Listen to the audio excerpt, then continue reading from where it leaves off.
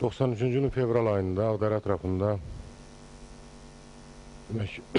kəndlər bir-bir gedəndə Respublikada ictimai siyasi vəziyyət gərginləşmişdi.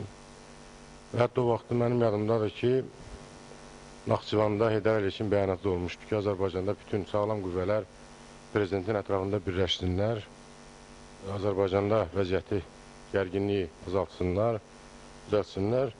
Yəqin ki, o vaxtı o bəyanat sizin xoşunuza gəlmədi, nəticə çıxartmadınız. Və mart ayının bunun nəticəsi olaraq mart ayında biz sizin yanınızda olanda mən və Yusuf müəllim burada oturub bir neçə Kəlbəcəri mən sizə sual verdim ki, sizin mətbuat xidmətinin katibi Kəlbəcər ətrafında kəndlərin alınmasını siyasi məqsəddən ötəri edir. Əgər sizə lazımsa Kəlbəcərin alınması, cəmaatı biz oradan salamat çıxardaq.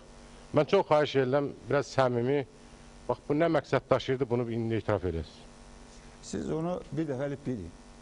Ayaz Mütəllibov haqqında da deyirlər, bizim mənim haqqında da ki, rayonu satıblar. Elə şey olmur. Heç bir prezident ölkəsinin, rayonunun kəndini satmır. O yalan damısı. Sadəcə olaraq gücü çatmır, başqa məsələdir. Heydər Əliyevin o fikri var idi, düzdür. Ancaq bununla bərabər Gəncədə bizim əleyhimizə qiyam hazırlanırdı. Buyurun, siz sual verin. Bayaq Mir Şahin söhbətin əvvəlində qeyd elədi ki, Nəcməddin Sadıqovla danışdım. O dedi ki, Əbülfəz bəy bilir, bəzi məqamların açıqlanmasının vaxtı deyil. Nəcməddin Sadıqov buna nə demək istəyir? Mən sizə deyim, o bəzi məqamları mən ümumiyyətlə böyük siyasi problemləri deyirəm. Kəlbəcər hadisəsinə aid heç bir şey gizli qalmamalıdır. O nə deyir, mən onu bilmirəm, nəyi nəzərdə tutur. Kəlbəcər hadisəsinə qədər hər bir şey bugün hazır açılmasına, heç bir gizli qalmasına ehtiyac yoxdur. Onun açılmasına mən həmişə hazıram. Buyurun, buyurun, buyurun. Mən çünki görürəm səhərdən sual vermək istəyirəm. Elçibək bəydən soruşmaq lazımdır ki, mən Kəlbəcərin teleqrafist işləyirdim. Kəlbəcər dar gündə idi. Şükürov gəldi, teleqrama vurdu ki, yoldaş Elçibək, məni qəbul edəsiniz. Kəlbəcəri Laçınla Şuşa kimi qumara qoydular. Mən 500 kəlmədən ibarət bir teleqrama vurdum. Uvedim Leninlə. Onu qanunsuz olaraq 4 dəfə vurdum ki, birə çatmasa o birisi çatsın, o birisi çatmasa o birisi çatsın. Gözlədik, Elçibək onun heç birinə cavab vermədi. Kəlbəcər onun yüzündən getdi. Kəlbəcər sahibsiz getdi, Kəlbəcər ordusuz getdi. Ordu Kəlbəcərdən qabaq qaçıb getmişdi. Ordu orada vardı. İndi sonra oradan çıxıb başqa şey. Mən ordunu göndərmişəm. Polis qüvvəsini göndərmişəm, döyüş qüvvəsini göndərmişəm. Hamısı orada olub. İndi sonra orada müqavimət nə cür təşkil olub? O ikinci variantdır. O artıq generalların, hərbiçilərin işidir. Bir. İkincisi, sizin teleqramınıza cavab mənim verməyim deyil. Sizin teleqramınız verilir Müdafiə Şurasına. Müdafiə Şurası onu işləyir və onun haqqında tədbir görür. Məsələ budur. Üçüncüsü, sizin Əvəz Şükürov məsələni tamamilə yalan danışır.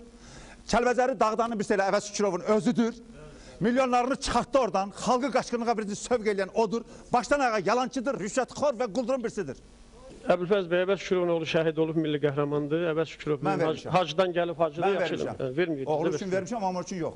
Vermişsiniz, sağ olun. İcazə verin, bu Əlifsət müəllim sualını versin. Əbülfəz bəy, mənim yəni o iradlarım biraz incik qəbul eləməm. Mənim sizə bir sualım var. Yadınızdadır, bəlkə yadınızdan çıxıb. 93-cü ilin mart ayının 27-sində səhər saat 4-də siz bizim o qərargaha zəng vurdunuz. Kəlbəcərin deməli müdafiəsinə kömək qərargahı. Kəlbəcərlər orada yığışmışdı. Burada çox adamlar iştirak edir. Və o telefon danışına çox adam olub. Biz sizinlə danışdıq. Biraz əsəbi danışdıq. Mən ola bilər mən həddimi açdım dövlət başçısı ilə. O tonda danışmaq olmazdı, amma məni məcbur eləyirdi Kəlbəcərin real vəziyyəti. Düzdür, müharibə şəraitində bəli, siz mənə dediniz ki, Əlifsət bəy narahat olmayın. Başımla cavab deyəm, Kəlbəcərdən bir adam çıxmayacaq, Kəlbəcərə erməni girməyəcək. Dedim, Əbülfəz bəy, sizi alladırlar, informasiyanı düzgün vermirlər. Mən Kəlbəcərdən 3 gündür gəlmişəm. Kəlbəcər gedir, bir həftədən sonra Kəlbəcər adlı rayon Azərbaycanda olmayacaq. Mən bunu görüb gəlmişdim. Sualınızı xahiş edirəm. Bəli, siz dediniz ki, yenə cəmaatınızı sakitləşdirin, heç kimi heç yerə qoymayın. Mən başımla cavab deyəm, Kəlbəcərdən bir adam çıxmayacaq, Kəlbəcərə erməni girməyəcək. Bu bir moment. Bu cavabı verim sonra. Bəli, buyurun. Bu məsələdə mənə Müdafiə Naziri bunu deyib. Bunu Nəcməddin Sadıqov deyib, bunu İskəndər Həmidov deyib, bunu İskəndərin qardaşı deyib.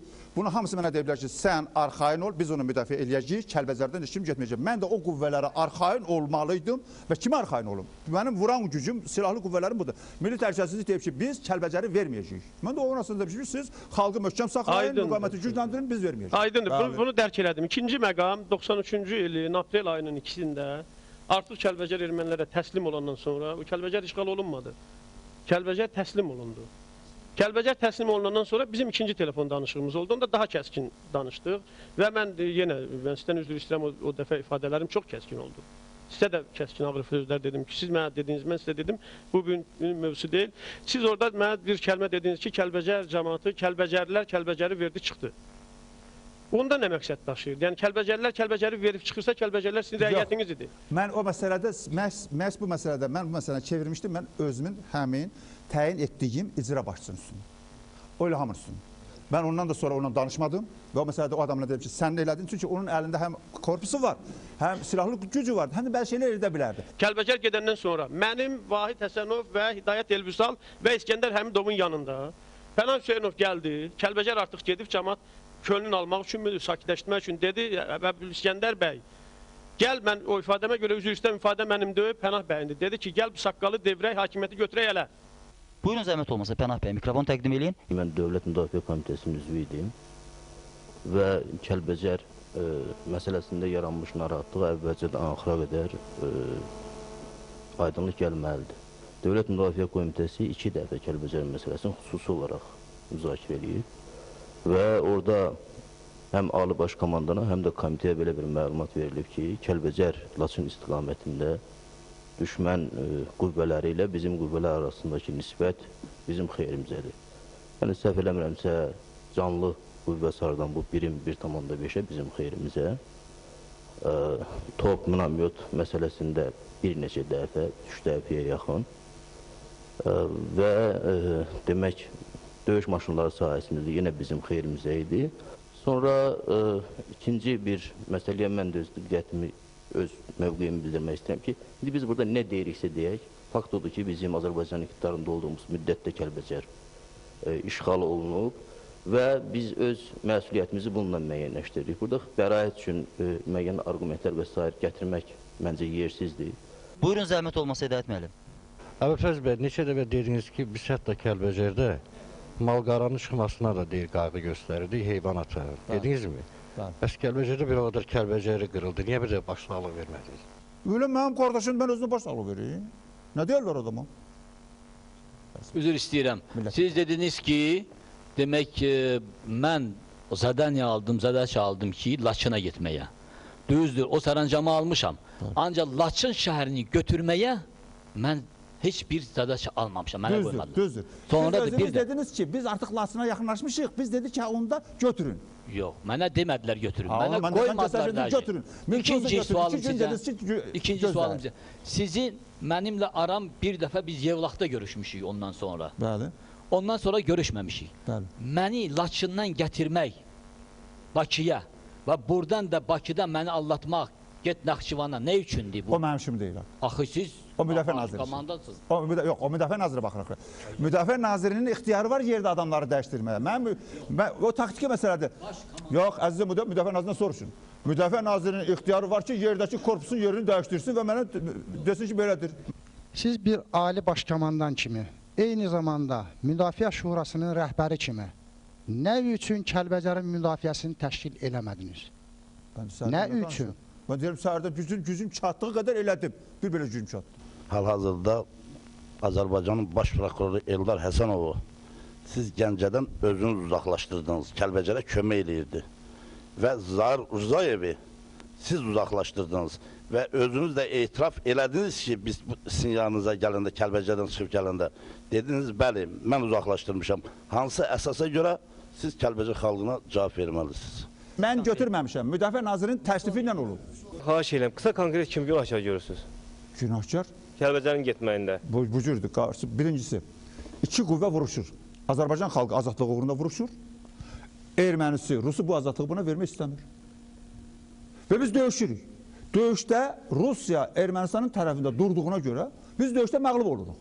Bir, bizə qarşı düşmənin güclü olması. Gücümüzün çatmamasıdır. İkincisi, özümüzün qabaqcadan məsələyə hazırlıqlı olmamağımız. Konkret orada hansı qüvvələr idi, sizə tabi olmayan qüvvələr, onları deyim. Bax, bizim vətənin torpağın satılmasına əsas səbəbkar olardı. Mənə tabi olmayan qüvvə yoxdur. Mənə tabi olmayan qüvvə sadəcə olaraq Surət Hüseynovun başçılıq elədiyi bir korpus vardı. O qoymurdu. Vəssalam.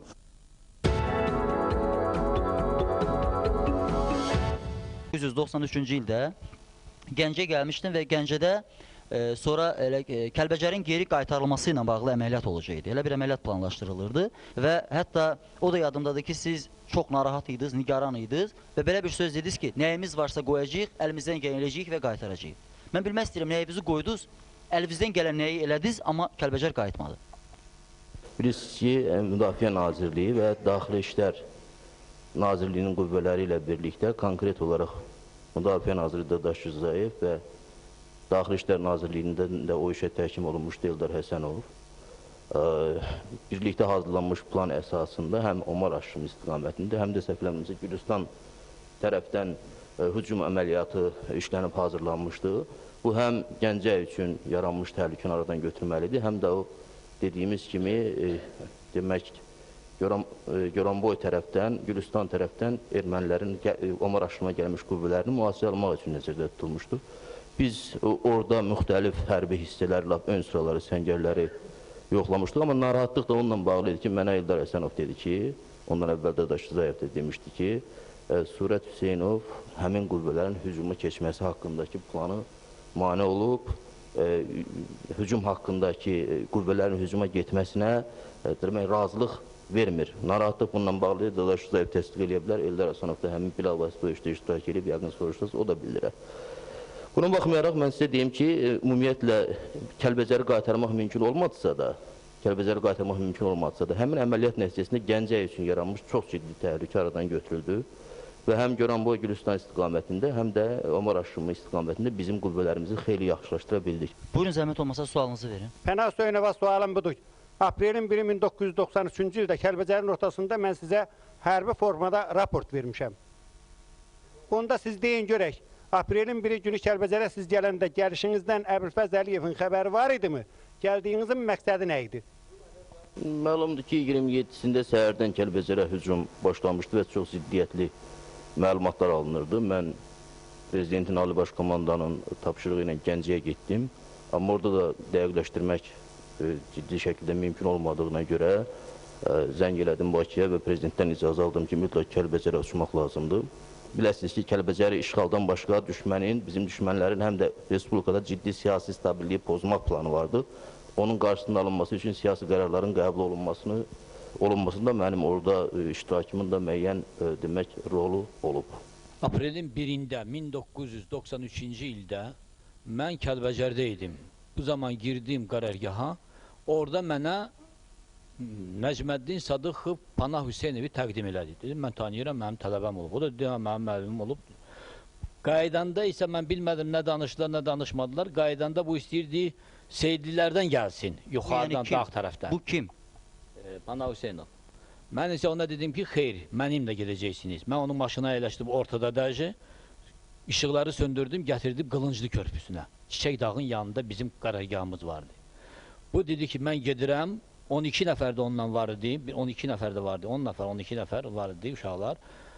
Dedim, mən gedirəm, dedim, gedin. Səhərisi Nəcməddin Sadıxov gəldi, dedi ki, Pənah Hüseynov mənə 50 maşın, sursat yox, 50 maşın manevr evləmək üçün, bizim texnikamız yox idi, manevr üçün, rotanı bir tərəfdən o tərəfə göndərmək üçün texnikamız yox idi. O dedi ki, 50 maşın mən Gəncədən sizə göndərəcəyəm. Nəcməddin Sadıxov saat 1-də gəldi, dedi ki, bəs mən xahiş edirəm sizdən, gedin Laçınlar, Kəlbəcərlər sizi tanıyırlar, Murov dağından 50 maşın qalıb orada, onlar gətirməlisiniz. Dedim, yaxşı, çox sağ olun. Getdim, ancaq saat 3-də çıxdım Xanlara, axşam saat 3-də. Maşın da doludur uşaqlarına. Heç bir maşın yox idi.